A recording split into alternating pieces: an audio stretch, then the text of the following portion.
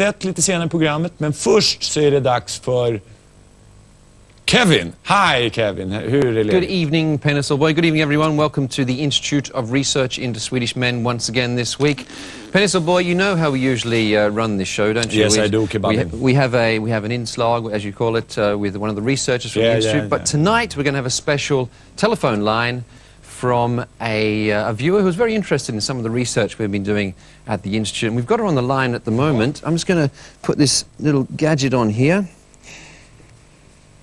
Ja, Institute Direct, kan jag hjälpa till med något? Ja, hej, jag heter Anna. Ja, hello Anna, how can the Institute help you? Ja, jag vet inte riktigt vad jag ska säga. Det är lite pinsamt, men jag hittade min man här om veckan och han lekte med mina högklackade skor och det var liksom på ett konstigt sexuellt sätt. Jag vet inte hur jag ska beskriva det riktigt. What was he doing with them, Anna? Va? What was he doing with your high-heel shoes? Ja, han hade dem på bröstet och så smekte han klackarna som om de var bröstvårtor. Yes, okay. Och han försökte liksom stoppa upp Yes.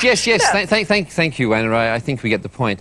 Now, try not to be too shocked. I know this is kind of hard to take, but some men are actually quite attracted to a nice pair of shoes now and again. Can I ask, how old is your husband? 31. And how often do you have sex, Anna? It's okay, I am a doctor, you can feel quite safe. Ja, bara en gång i veckan. And does your husband have his shoes on while you're making love, or even his socks? There is a close relationship there. Ja, det har han jämt.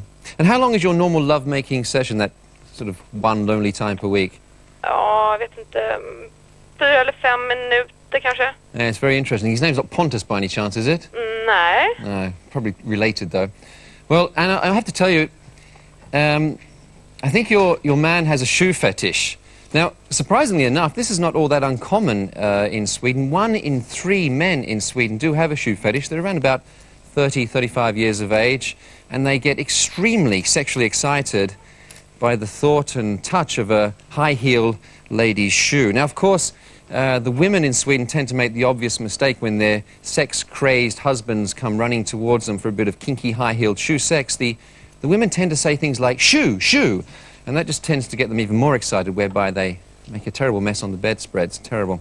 Now, Penisel Boy, it's a frightening state of affairs, and I'm appealing here tonight to the women out there that if they find their husbands playing around with the heels of their evening shoes, then seek help immediately. And for God's sake, don't even go out and buy any more shoes, and don't even bother washing the bedspread again until this particular problem is sorted out. Does that feel a lot better, Anna? Ja, tack så hemskt mycket. Tack gode Gud för institutet. Oh, we're here to help. Thanks for your call. Well, there you go, Penisel Boy. 1 in 3 Swedish men have a shoe fetish, which means...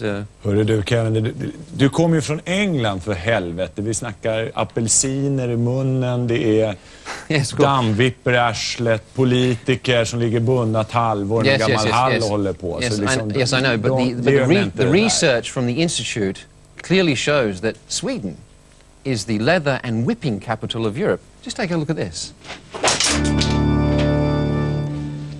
Now, you see, only in Sweden could we find research where we wanted someone who wanted... Det är ju kycklingmat om man jämför med vad du har i England. Well, in our research, I couldn't find anybody else who wanted to shove a peg up their ass. Det är bara, du, sätt fast säkerhetsbältet, baby, och enjoy the ride. Kolla in det här.